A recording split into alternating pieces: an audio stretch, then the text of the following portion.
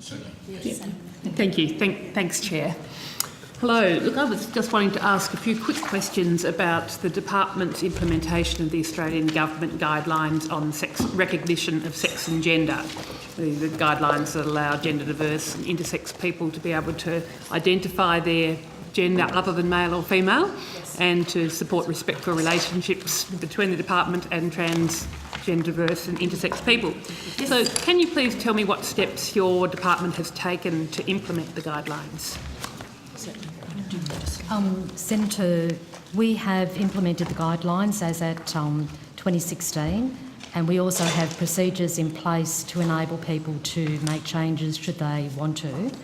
And we have quite an extensive diversity and inclusion strategy for the department, including support for employees who are LGBTIQ. We're a member of Pride in Diversity. We have a Pride network within the department. We've done ally training. We've held days where we celebrate in significant issues, and we encourage staff, and all our policies are directed towards supporting people in diversity groups and training people to be aware of issues and making sure people feel that they are working in an environment that will support them. So what are the details? What ongoing training do you have with departmental staff? So we've been doing we've done ally training, and we are intending to do some more ally training in 2018. We have respectful relationships training that we also undertake with staff. We have policies around respectful relationships at work, and we've recently looked at our diversity and inclusion strategy across the department, which has been endorsed, and part of the strategies around the work we're doing there is about awareness raising. We ensure that people know that there are people that they can go to talk to. We have an EAP program that staff can utilise if they have issues that they want to discuss.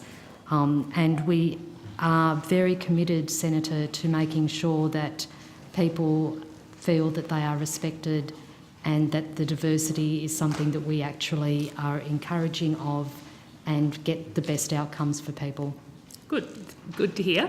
How about in terms of the implementation of the guidelines with relation to sort of external facing, so interactions with the community in terms of forms and support for people who are presenting, whether it's filling in forms and collecting data, or presenting in face-to-face in certain situations? Are you talking about, Senator, in the employment services sort of programs and things that we run? Service delivery. The service delivery. For stakeholders that they would deal with? Yeah. Yes. Yeah. So, Senator, as far as the public, we don't have a very big service delivery public-facing element to the department.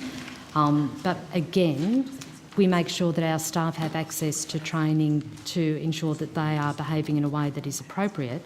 Our engagement with stakeholders we have two networks internally. We have several networks, but two in particular, the Pride Network and what we call our Gender Equality Network, our Genie Network. And we've tended to, in this formulation of our strategy, use them as a consulting framework for us to talk to staff. And we're engaging quite heavily externally with organisations in respect of other groups like White Ribbon for domestic violence help, and we engage with stakeholders across the board in trying to come up with the best kind of awareness raising, training. We do fundraising, but I'm probably not sure that we've done as much external focused work whilst we were developing our strategies internally. If it's helpful, Senator, they are really active networks, and they meet with me on a regular basis as well.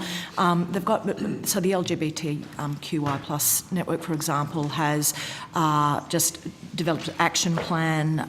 They're and very happy. I think it's actually up on website. I think it's on the public website, but happy to get you copies of that, and for, as Ms Drayton said, the Genie Network, which is our gender equality network. So, and what have you done any work with agencies that have fall within the department, which may have more public-facing service delivery roles, and sort of whether they are compliant with the guidelines.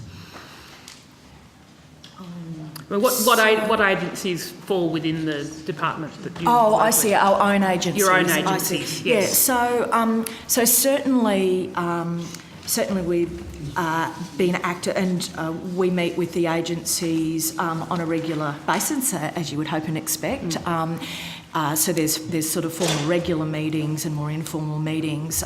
Certainly on these issues, we remind the agencies of their roles and responsibilities. And I've written at various times, and I'm sure the Secretary before me has as well, to remind of obligations and guidelines and things under that. So you track whether they are indeed compliant with We the are, guidelines? yeah. And in fact, later this week I'll bring the agency heads together and we will have a discussion about sort of state of play of various issues, and I'm very happy to raise this again with them. Okay, then, so Senator. you're confident that all of those agencies are compliant in terms of internally and their external, Yeah, I mean, service delivery? I'll double check, but they're certainly data. aware of their requirements, and you would hope and expect in a department such as this that there would be. Okay, if you could take on notice, just sort of reporting back as to whether all of the agencies also are compliant with the guidelines. Complying with the guidance, yes, certainly. Thank you. Thanks, Chair.